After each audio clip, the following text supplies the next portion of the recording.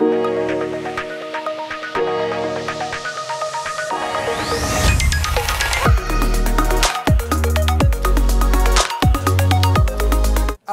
so the panel. Firstly, thank you, panelists, for joining us. What I've asked them to direct themselves to is three questions. Roughly speaking, what we want to explore, and I hope we can explore it with some provocative views to get us all going again. Basically, what does the progress in large language models in particular mean? What does the current progress in large language models mean for AI as a whole? Does it signify something for the field of AI as a whole, or will history come to regard the current excitement around all of these models as a flash in the pan? Does it tell us anything profound about what we're trying to achieve in AI, the ultimate goals of AI? Have we learned something significant from what these models can do? And how do we move forward? How do we build on what these have got? Are large language models the right foundation, or do we need something else? Are they one of the ingredients, or are they actually a false turn in the road to artificial intelligence? And of course, there have been many false turns in the road to artificial intelligence over the past 7 decades. And where are we going to be? Let's speculate. Where is this technology going to take us? Where are we going to be in a decade? I mean, the original paper on transformer models came out just 6 years ago, and all the progress that we've seen in large language models is just from then. So where are we going to be in a decade? So panelists, I'll take you, just to keep things simple, I'll take you from here. We'll have Gary coming last. Gary has been absolutely flat out today, clearly in enormous demand. And I have to say, there are 1,300 people at this conference, and I'm going to say each and every one of you a simple mission. Your mission for the next 24 hours is to get Gary enthusiastic about deep learning. And anybody that can do that, I think we will worship you in the years ahead. Okay, we're going to take each of you in turn. Okay. Thank you, everyone. I'll give you a little bit of my perspective first in terms of my background. So I'm a professor in natural language processing at Queen Mary, University of London, and I have a Turing AI Fellowship, and which basically looks at the development of language technology for capturing changes in individuals over time and as reflected by digital content they share online. And other line of work that we're really interested in is around rumor verification and verifying content that people share online. So how do we work with foundation models within kind of my group at the Turing and Queen Mary University of London? So we work with them both as the foundation of our neural architectures in terms of how we represent the data we work with, the language data and the other kind of modality data that we work with, and also in terms of as the basis of models that perform tasks such as classification and summarization and synthetic language generation. But we also do things like inject knowledge directly into them, so we kind of change their capability or enhance their capability. So this is the kind of stuff that, in a nutshell, we try and do within my group. And like many researchers in natural language processing, we're really excited by where we are at the moment. This is something that, I don't know, we kind of, yeah, it's sort of a real adrenaline rush at the moment. And we're a bit exhausted because, as Mike mentioned, like there seems to be like a new development coming almost every day. So, but why is this happening? So let's think why is this race for this kind of technology, or even is it a race or even a war? It just feels so intense. And the reason this is happening is because the capabilities we're seeing in this technology are something that we've not experienced before. We can basically have conversations with this kind of technology as if they were humans. So I think this is kind of and not only is this technology released by the companies, it's been released to the public. So it's so many things are there. So many things. The stakes are really high. So. These capabilities include these kind of the conversations we can have, the sort of the fluent text that they can generate, the way they can summarize information, but also they can generate code. And now they're also multimodal. So you can generate images from text descriptions and vice versa. And they can be also quite complex cases, not just, oh, sort of give me an image of a dog and a cat together, right? So it's kind of an image, a description of an image that can understand sort of why you have humor in a particular case. Like, I don't know how many of you have already looked at the technical report that they released with GPT-4. There was this really striking image of sort of what looks like a VGA adapter plugged into a phone, right? And sort of it explains why this is funny. So there's so much excitement because the capabilities there are really impressive. And there's also so much potential for what can be done with this kind of models as a basis. So we can move into personalization of healthcare, we can move into personalization of education, we can increase our productivity. So the personalization in healthcare and education, I believe, are further down the line, but really important developments. We can potentially have new knowledge discovery through sort of linking different kinds of multimodal data and papers and sort of the graphs that accompany them, and so there can be such great associations between the information learned within these models. Of course, there are also important limitations at the moment. So they are generating often plausible but wrong information, which is called hallucinations. The reasoning capabilities are limited, so they already between GPT-4 and what you had with GPT-3, there's better inference, but still there's limitations around reasoning. They don't learn from experience. So there are lots of things that need to be changed and improved. Another issue is around the monopoly, right? Around these models have been developed by the big players in industry in this area, and most of people in smaller companies and in academia don't have the capacity to build such models or scrutinize them or have access to the data that have been kind of the foundation of their training. So, but again, there's sort of light in the horizon here with Alpaca 7B having been released on Friday, and which is a much smaller model released by Stanford for academic purposes, so that people academics can work with these, instruction receiving generative models. So how do I kind of envisage the future? So I'm seeing that there are still quite a lot of issues and limitations, but I'm hopeful that with sort of the amount of effort that is being put in developing and scrutinizing these technologies, people are evaluating different kinds of capability as we speak madly, we will reach a point where we can use them as safe foundation models for AI. I think on that point, maybe I should hand over to Mhairi. Thank you. Yes, I'm Mhairi Aitken. I'm an ethics fellow in the public policy program at the Alan Turing Institute.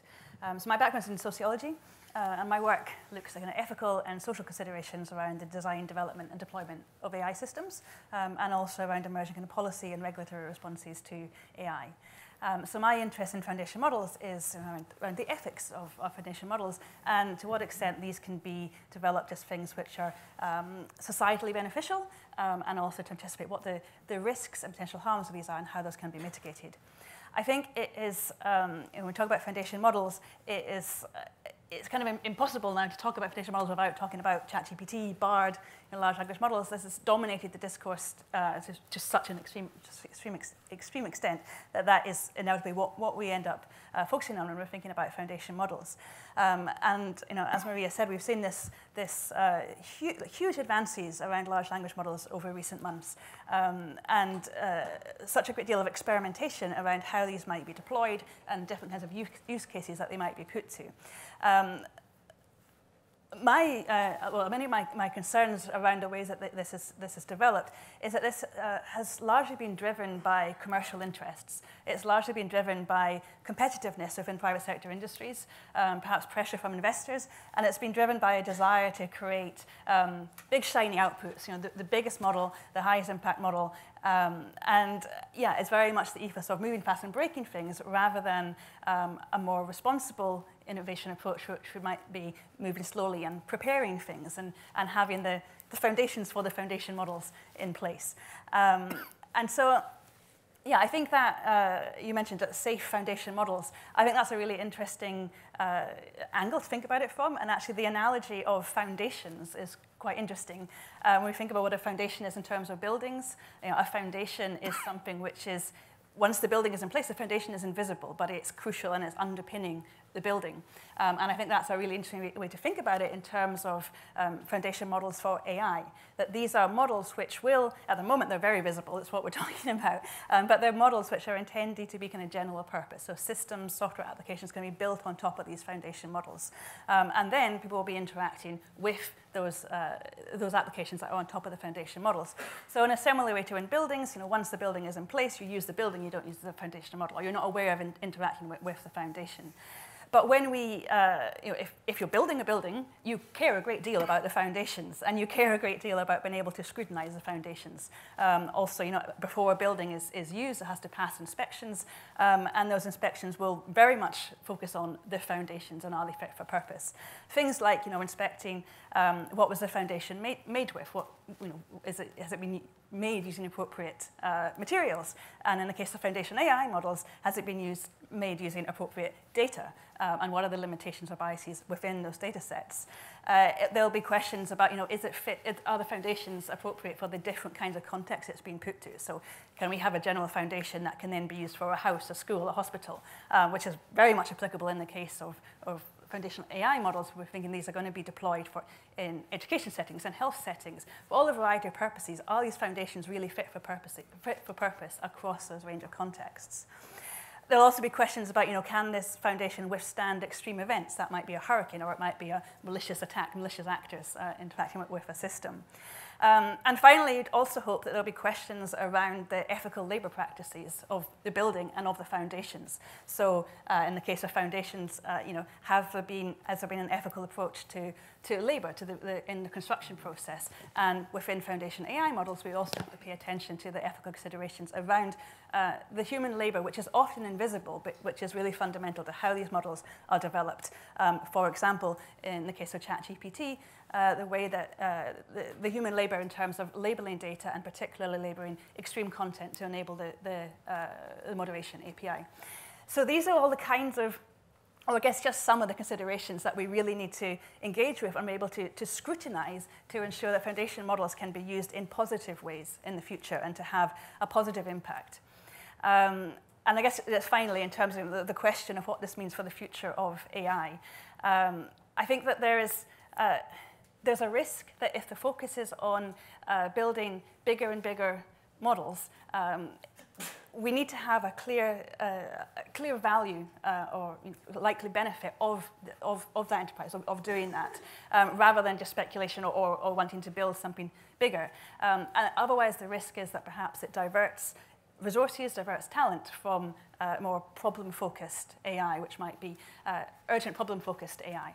And so I think we really need to have a careful conversation about the reasons why we're building these things and whether a foundation model is the right approach. Gary. I will try to stir things up a little bit, as I suppose my reputation. I expect none of you to win the prize for persuading me to be happy about deep learning. I do think there's some value in deep learning, but I will, to be provocative, say I don't think we will have safe foundation models ever. And just to give a little perspective, I'm actually going to quote myself. I've never done this from the stage before, but sometimes a time date stamp is important. So I wrote an article with Ernie Davis, who I often write with, called Has AI Found a New Foundation?, which I think is quite relevant to the title today. It was on the 11th of September, 2021. And here's what we said, Ernie Davis and I, if I can scroll back to the right place. We said, with a note of optimism but mostly pessimism, we said large-scale pre-trained models, and this is long before GPT-4, long before GPT 3.5, long before ChatGPT. Large-scale pre-trained models are certainly likely to figure prominently in artificial intelligence for the near future, and so they have, and to play an important role in commercial AI for some time to come, and that seems to be true. The results that have been achieved with them are certainly intriguing, it's worth pursuing them, but it's unwise to assume that these techniques will suffice for AI in general, which is, I think, the question that we have before us. It may be an effective short-term research strategy to focus on the immediate challenges that seem surmountable, but focusing on the surmountable may not get us to what is necessary, a firm foundation for reliably integrating statistics and machine learning with reasoning, knowledge, common sense, and human values. And I would argue that even though there's been a tremendous progress by some measurements over the last 18 months or whatever since we wrote that, that on the notion of reliability and truthfulness and physical reasoning and psychological reasoning, there hasn't been that much progress. There is certainly some quantitative measurement improvements that you can discern in the GPT-4 paper. Of course, we don't know what's in GPT-4. We don't know what the architecture is. We don't know what the data is. We don't know how big it is. We don't know how many classic symbolic kludges are there on the end in order to make it appear safer than it kind of is if you took out the guardrails. But it is my sense that the scaling over everything hypothesis, the scale is all you need hypothesis, was not actually well served by GPT-4. That if you look at GPT-4 and you read the limitation section, it basically says the limitations of GPT-4 are the same as GPT-3, except that it sounds more plausible. And so for all of these sort of socially devious misapplications, like making misinformation, it's actually more dangerous than before. And so my provocative statement would be, I don't think that we are going to get the bedrock that we need for artificial general intelligence out of this. I think there's lots of things you can build with them. So there's a certain sense which they're a foundation. Like you can build classifier systems that aren't perfect but are useful, and they may play some role in artificial general intelligence. But I think a real foundation in AI has to start with world models, which people use sometimes in robotics, but aren't really part of these systems. So you want to have a system that serves up a model of the world as a database, I think, if you really want to have a sound foundation of AGI. So right now, my model is there are hundreds of people in this room. I'm not really representing all the individuals, but I'm representing to some extent. I know there's some cameras there. There are a few people with me on stage. There are bottles of water. There are cups. I can make inferences. I could throw the plant at someone if they were aggressive and tried too hard to make me like deep learning. There's all sorts of possibilities here. I can defend myself. I can, I've got a bottle here. And so I have this interrogable model of the world. I can ask things like how many objects here might be able to hold liquids if I needed to do that for some reason. There's a fire suddenly, like what can I use to put the fire? So I can make all these inferences that might be outside of my actual experience. I've never had to fight a fire in a large lecture room before, mercifully. But if I had to do it now, I could reason on general principles about water and fire. I could see there's some water there and some water here. And I could quickly go into action, even though it would be an outlier relative to the database in which I have been trained in my life. And some of it would be using vicarious knowledge, and some would be using abstract common sense knowledge about water and cups and so forth. I don't think these models can do it. They can do it in a sort of hit or miss way. Like you could type in text, like what could I do in a fire, and maybe it will help you. And maybe it won't. And that's the other problem here, is that I think reliability is limited. Like one example that I got involved in Twitter a couple days ago was somebody showed that they're still pretty lousy at ordinals. So if I say, what is the last letter of the third word in our title here?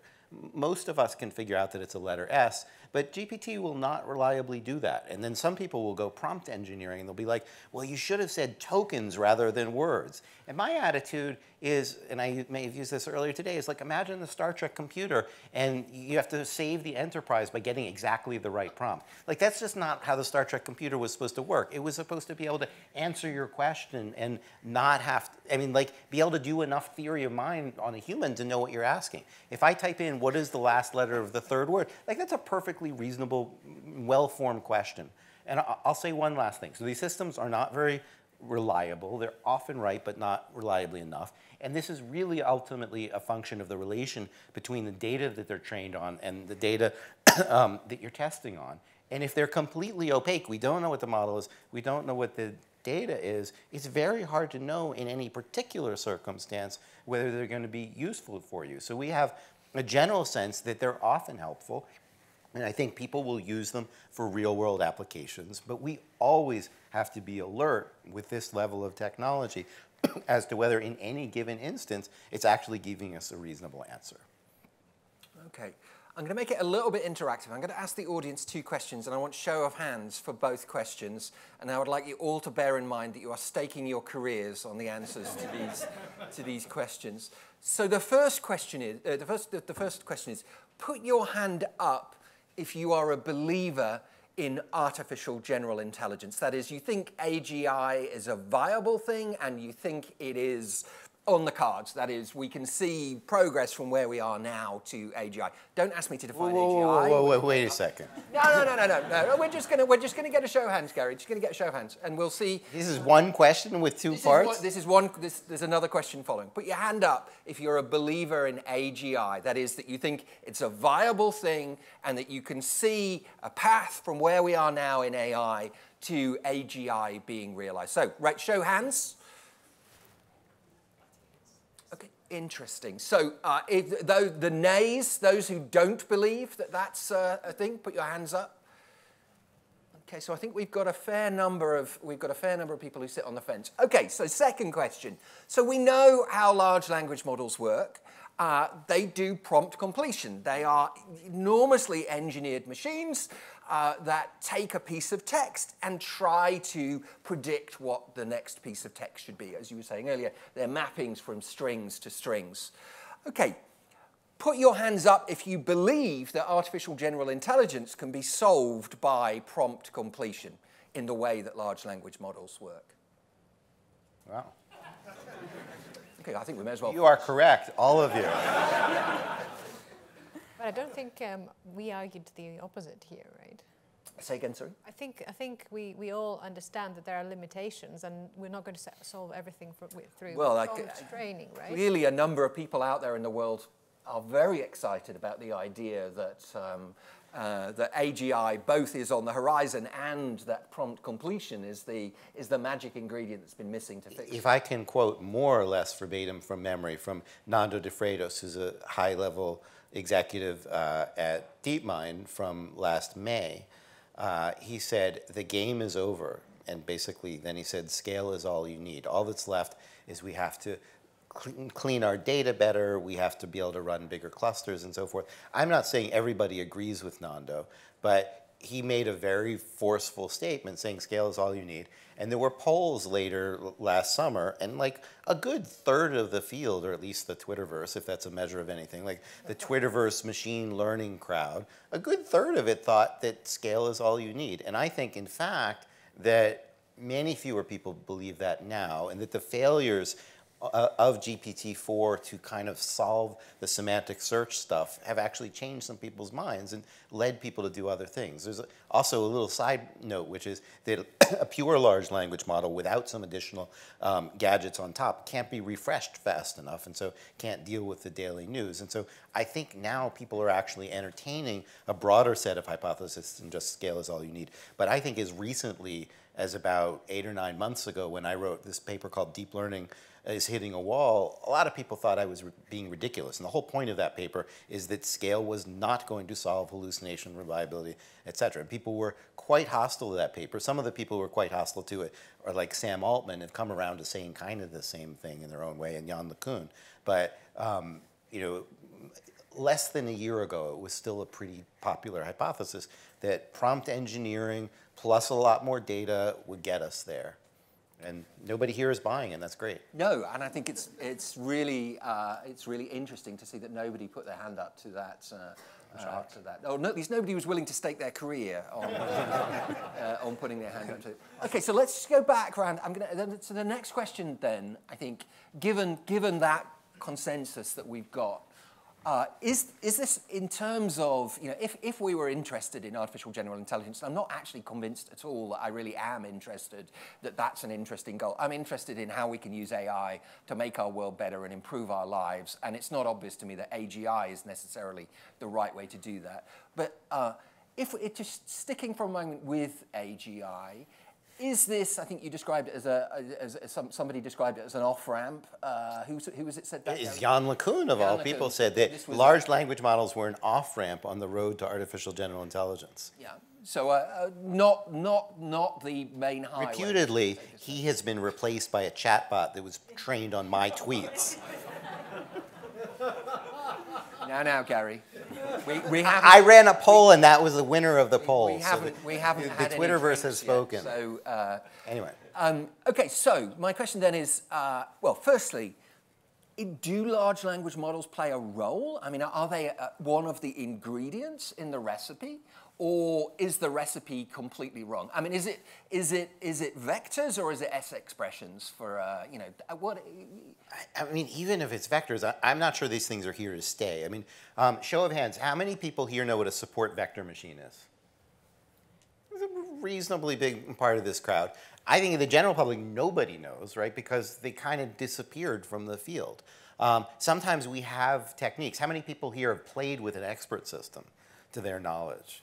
Like, most people haven't, right? There was a period where we had expert systems that was all that anybody talked about in AI. There was a period where support vector machines were all that anybody talked about. There was a period, apparently, when Jeff Hinton gave a talk on deep learning at what was then called NIPS, and like 4 people came because nobody was interested in deep learning because support vector machines were clearly where it's at.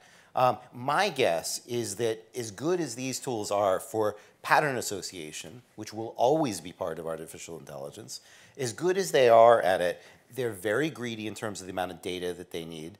They're not super reliable. They need an enormous amount of energy. They take a long time to train, and there are improvements on all of this. But if somebody walked in tomorrow and said, I have this kind of like Bayesian equation, I can do all of this stuff, you know, quickly with less data, people would drop this stuff in a heartbeat. And I think eventually somebody will say, I've got a more efficient way to do all of this. Maybe it will generalize better. That would be the holy grail. But even if it didn't generalize better, probably someone will at least do it more efficiently. Like, it's great that we can do it at all, but that doesn't mean it's the best possible way. So something will carry through in artificial general intelligence, which is learning from lots of data and setting some parameters around that. There will always be some version of that. There will always be some version of almost like dumb empiricist pattern recognition where you don't have strong priors, and there's always going to be need for some of that.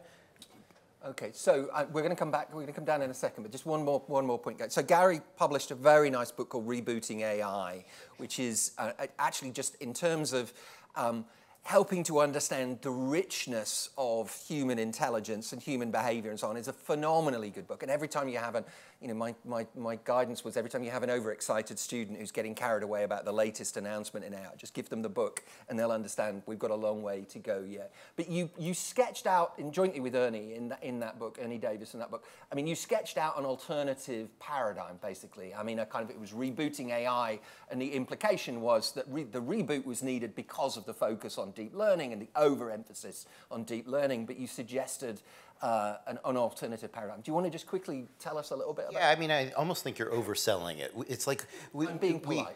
I mean, it's a great book. You should read the book. But it's not that we gave a full paradigm there. We pointed in a direction. It's like saying everybody's looking on the East Coast of the United States and we should look at the West Coast. It's not saying that the answer is in Sacramento. Like we're not that specific about it. because I don't think we can be. I don't think all of the wisdom of the whole field really gives us the full paradigm. But part of what we said is we need to have common sense knowledge represented. We need to do a lot more reasoning. We need to focus more on reasoning. We called for hybrid models that would include some aspects of neural networks, but also symbolic expressions. We called for kind of detailed analysis of certain parts of common sense reasoning, like understanding temporal reasoning and causal reasoning. You know, the paradigm right now is you don't have to do any hard work. You just have to collect a really nice data set. And that's not fair, because actually collecting a nice data set is hard. You have to clean the data, you have to find the right sources. But in some sense, deep learning is like or transformers now are like a cranberry grinder. You pour everything in the top, and out comes your cranberry juice. And you don't have to like think too deep conceptually about the material. And the classic tradition in AI is you think carefully, like what are the axioms of temporal reasoning? For example, you know, I can infer that this thing happened before this one, or this is continuing into the future, and things like that. And we argued you really need to do that work, that there's no avoiding doing the hard work of enumerating at least some piece of knowledge that allows us to kind of bootstrap the rest of the knowledge about time and space and agents. It's a very Kantian view. It's a lot like Kant in the Critique of Pure Reason, calling for this manifold of space and time and causality. We were saying you need those things. We still need them.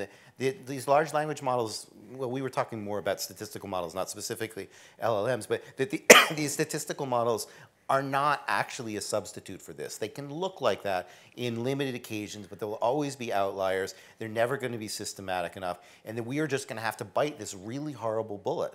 And we said there are horrible bullets actually all around. So, for example, on reasoning, we know how to do reasoning in classical AI if we have complete and full information.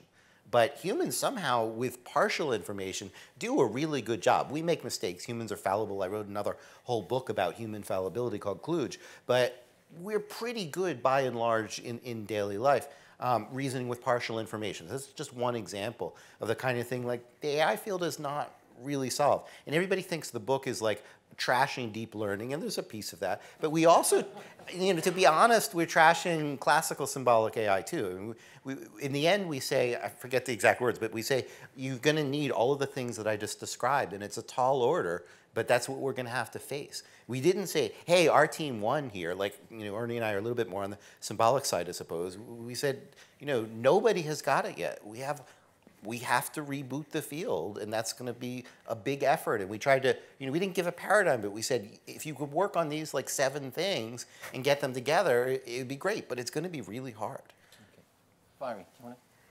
Yeah. It's a big question for everybody, right? So let's have some bold answers. Yeah, I mean, I don't believe in artificial general intelligence and AGI. I think that is, I mean, we're creating models, creating systems which give the illusion of intelligence and are very, and that's very compelling. And they give the illusion of intelligence, and it's easy to attribute more to them than is there. But they are simply performing the tasks that they're programmed to do. And I don't see that as being, I don't see beyond. I think that is what they're doing. But the narrative of artificial intelligence is so persistent and is so compelling that it comes up again and again. And I think that narrative is sometimes a distraction. It's a distraction from thinking about the decisions that are being made about how AI is being designed, developed, and deployed today by a narrative of kind of future risks or the future of AGI. And I think also in the case of the developments we've seen around like ChatGPT and the large language models, that it's also being used in a way to distract attention from the decisions that are being made about the ways that these systems are being developed and being rolled out. So, for example, when, you know, like Sam Altman says that they're scared of, you know, what's capable, or they're scared of what's happening, it's partly a way of kind of pointing to or indicating more autonomy of the AI than is actually the case. And it also creates this narrative of inevitability around how these things are going to develop, whereas actually this is all choices. Like, nothing is inevitable. There's all choices about how we decide to, you know, for what purposes we decide to develop these systems, how we choose to design them. All of these are choices. Nothing about it is inevitable. And I think that narrative of AGI is it's kind of a distraction from that, and a distraction away from focusing on actually what are we doing here, and also the idea that would be like the idea that we're aiming towards AGI, or that would be, I mean, there are different views on that, but certainly for some who are developing these models, that is seen as kind of the direction that this is going in. And I think we need to be really careful about why are we developing AI? Like, what is the purpose? Would that actually be desirable to have an AI system or a model that replicates or mimics human capacities? Actually, AI is, I mean, it might seem less exciting, less sensational, but when AI could do really great things, it's as a decision support tool. You know, it's something that supports human decision-making, that complements human judgments and human intelligence to enable us to make good decisions, deliver good services, to have, you know, to work more effectively. But it should always be, you know, supporting and complementing human intelligence and not pursued as something that on its own can have that agency or that autonomy. So I'm very skeptical about claims of AGI, but I also think that they are, as a narrative concept, they're a distraction from the real conversations that we should be having. If I can just like sum that up in a slogan, just to like, I think it's really powerful. I'm imagining like a T-shirt, and it's Sam Altman, it says, "Don't blame us, it's inevitable." And the answer is, no, it's not, we're making choices. That's such a good point. I just wanted to highlight it. Right. So I also think AGI is a distraction, and this is not what most NLP researchers are interested in, really. I think that, I mean, what is scary is about how people can misuse this kind of technology. So I think this indeed is scary. And so I don't know, I kind of maybe I interpreted what Sam Altman said more as, you know, we're worried about what people can do with this technology rather than that this technology is, you know, omnipotent. And I wanted to sort of clarify that perhaps here there is a misunderstanding about what we consider as foundation.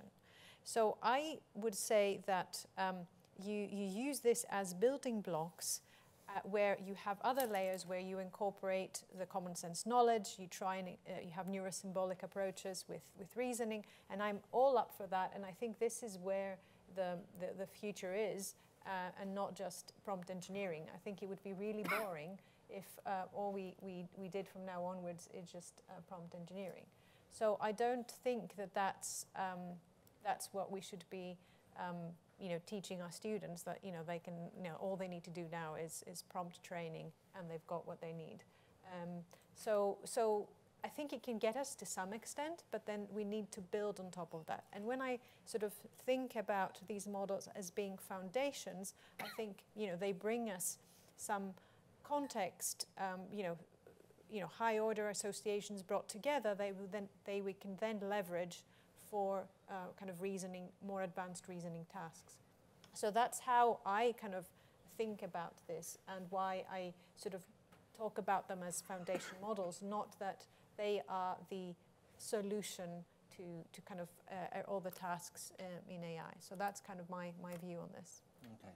So before we go to questions, I'm just going to take chairman's privilege and just throw one thing in. One thing that upsets me in the discussion of these is that when people first use these, they're very often dazzled, particularly people that are from outside AI. I mean, they look very impressive. And you can ask them, I did some talks with some schools and got them to suggest some questions. One of the questions was, what were the principal causes of the French Revolution? And the answer was, well, it was pretty reasonable, but one of the history teachers said, yeah, but rather generic. I wouldn't give an A for that. And then another student asked, okay, give us a summary of the key events in the final book of the Iliad. And again, it did a pretty reasonable event. We read through it, and it did a reasonable job. And we went through it, and it was, in this case, it was factually accurate. But there is this temptation when you see that to view these things as sages. I mean, and I call this a kind of the deep thought view of AI, after the Douglas Adams kind of the deep thought, you know, we build this computer to ask it profound questions. And I think that's phenomenally dangerous. I mean, I think the last thing we want is people asking it how to fix their relationship, or how to succeed at work, or who to vote for, or how to make Brexit work, or whatever. You know, absolutely, we don't want to be. Let's not give it an impossible question. So I really, and that I think is a really huge danger with this. And I think for me, there is value in these models, but the value is using these tools, and they are tools. That's all they are. They are using these as tools, as kind of subroutines in a larger picture for doing things like summarization and extracting key points and so on, which are, for a huge number of working people, that's the bread and butter of their lives. And actually, I think that's where I think a lot of the immediate value is. Okay, let's go to some questions. What precisely are foundation models? The definition of foundation models, and how are they linked to large language models? Who wants to take that? I can take that, or somebody else. I'll yield on that. Well, so the term was coined in, I think, in summer 2021 by a group at Stanford University to describe large machine learning models that had very broad training. And the reason that they chose foundation as opposed to large language is language models are specifically to do with language, whereas the models that are coming GPT-4 is multimodal, and video and sound are coming as well. And the particular idea that they had was that you use these as tools to build upon, not necessarily to build AGI on, but you use those to build upon. Okay. Do we need more research to focus away from larger dimensions and more into better model architectures and clever ways to train them? Well, this is already happening. So there's what we've seen, even with ChatGPT, it's a much smaller model than GPT-3, which is what it was based on. And so it's more about sort of incorporating sort of different ways of making the reasoning work better. I mean, in a lot of so far, a lot of it has been based on reinforcement learning with human feedback. But I think there's a lot of work now in the direction of smaller models that are trained for more specialized purposes and in more clever ways. So I think this is definitely the direction we're moving towards. I see the field as having what I call a Kaggle fixation. So most of you probably know Kaggle. You download a bunch of data, you train on it, and then you do something. And I have 2 children, they're 8 and 10 now. They didn't learn anything that way, or almost anything that way. They learned things by exploring, trying to induce causal principles, sometimes asking for explicit information by reading. There are paradigms beyond what we know in our current world. The current world is all about, let's clean up the data, we'll have a slightly bigger data set, we'll maybe tweak the algorithm a little bit. I think that to really make progress towards AGI or just artificial intelligence we can trust in some form, that we need to think about how we can have systems have some sense of curiosity, have them try to understand causally what goes on around them. Of course, it depends on the paradigm and what problem you're trying to solve and so forth. But I think there's a lot of unaddressed fruit under a world in which we study systems that really try to build causal models of the world. And I hope that we'll do more work on that. Okay. Could the panelists elaborate on the intersection between large language models and non-text-based models like image, video, and audio? What are some of the unforeseen risks here, and where is that going? I don't know if we have. Do you want to pick that one up? Well, so the risks. I should first start with some of the benefits. So you have better grounding of some concepts. So whereas, before, it knew that a cat is a cat because, that was the text, but now it has an image of it. Or it, I think it's more important actually in concepts such as that have to do with the physical world. So for example, concepts like near and far, right? If you just say in the text, or this is near, or within 30 minutes, that's still not necessarily describing, objects in the physical world, whereas now you can have an image of 2 objects that are far or close to each other. You can have a map with points and sort of where sort of places are on the map. So you definitely have, with the addition of multimodality, you have better grounding. Now, of the concepts that are being learned within the parameters of these models. Now, I think around the risks, of course, you have now better, well, easier ways of generating content that didn't exist previously. So you can you give a description, or for generating, I don't know, an accident that never happened in some kind of city, or a person saying something or being in a particular place when they never were. And so there are a lot of possibilities for misusing this kind of capability.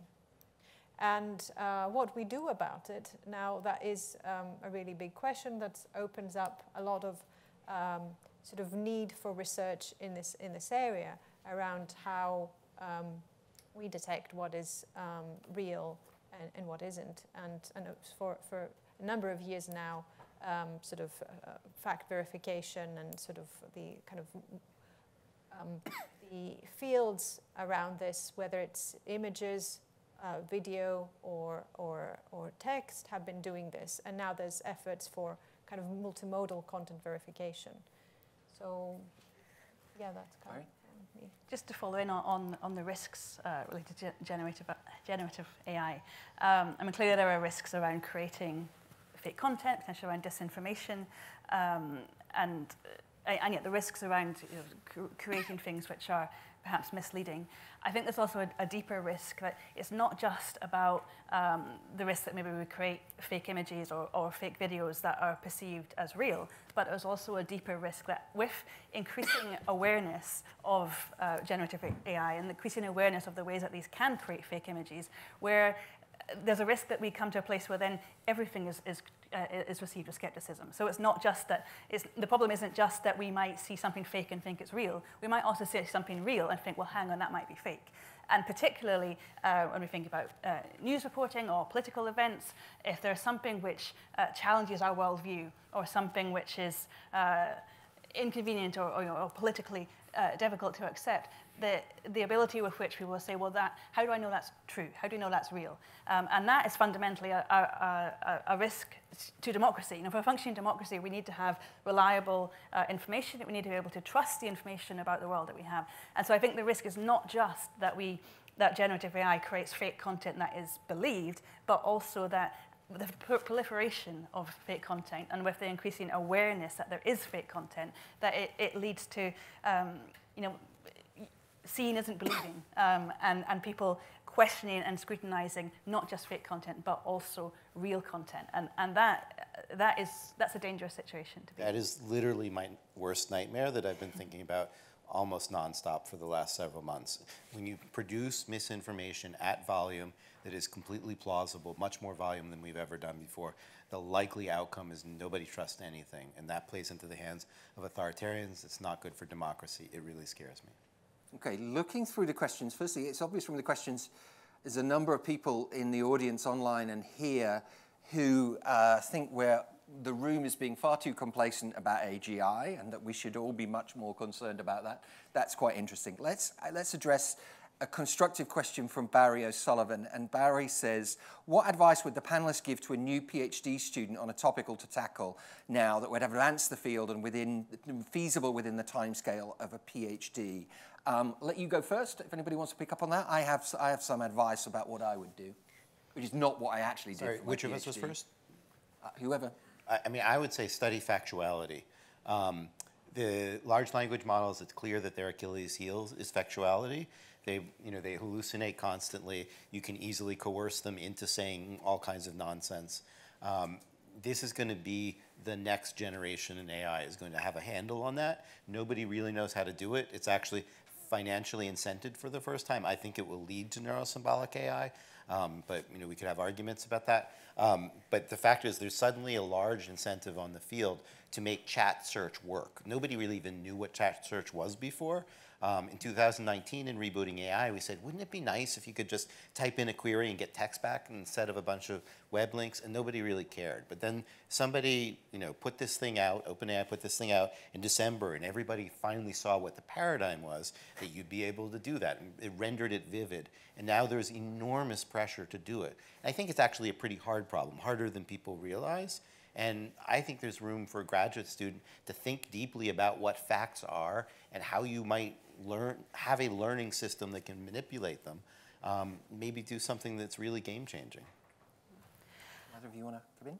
Well, obviously I'm an ethics fellow. My work's focused on ethics, so of course I would say do your PhD on ethics. But whatever the disciplinary background, ethics is something that anybody working in the field of AI should be grappling with. And that's not something which is, no matter what your discipline, it's not something that you can leave to further down the stream or leave to others. We all need to think about the ethical considerations and the real world impacts of the work that we do. So yeah, I don't know what discipline the person asking the question was, but whatever your discipline, ethics should be at the heart of what you do and thinking about why we're doing the research that we're doing. So I would encourage two directions. One is on explainability. So we need to have understanding of whatever the task at hand, why we're arriving at a certain decision or conclusion. So I think at the moment, most explainability models are working with quite simple systems. And so working on explainability with which can be combined also with reasoners and sort of theorem provers and sort of all kinds of other sort of symbolic approaches could be a way, it would be a good topic. I also think that generally enhancing these sort of these models with different kinds of knowledge. And so how have you managed to add knowledge or reasoning with capability within a model? It doesn't have to be kind of the fanciest, is also a really important research direction. Okay, well, I'm gonna throw in my 2 cents worth. So one of the fascinating things that came out very early when GPT-3 was released was, firstly, they can write programs. They can't do arithmetic. They can't do basic mathematics. I mean, not even mathematics. They can't do arithmetic. And why should they? They're large language models. I mean, they can do the stuff they've seen in their training data, presumably, but beyond that, not really. But they can write programs to do arithmetic, and that raises this really interesting idea that they can't solve a problem directly, but they can write a program to solve a problem, or can write a program which invokes another potentially different type of AI system to solve a problem.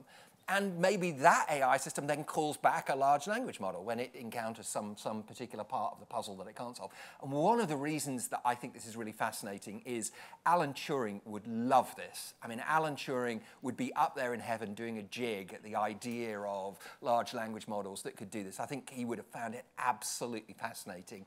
If I was not encumbered with all the responsibilities that I have, I would love to spend 6 months playing around and just exploring that idea about how large language models can be used as part of larger AI systems, agents, the kind of things that we used to call them, and explore that idea. I think that's really, really, really fascinating. And as just from a point of view of theoretical computer science, raises all sorts of interesting perspectives.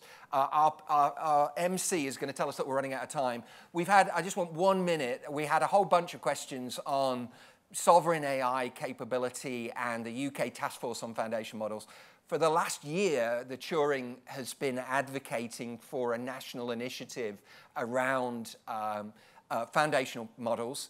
And in particular, we think it's important that the public sector in the UK has capability in this space. At the moment, the public sector, Turing, universities and governmental organizations simply can't operate in this space at all. So we've been making the case.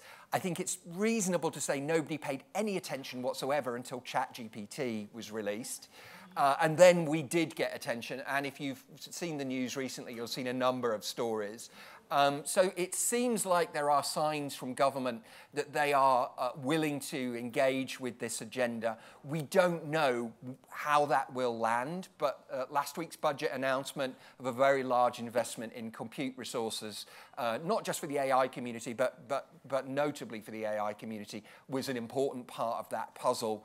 And there is everything to play for. And the Turing is absolutely front and center in those discussions. We were the ones that got that discussion onto the national agenda. But at the moment, there's honestly not much more, I think, that we can say about that, other than watch this space. It looks quite promising. So I'd like to thank the panelists for your contributions. We hope that you found that entertaining, and I hope that you found that useful. So thank you, panelists.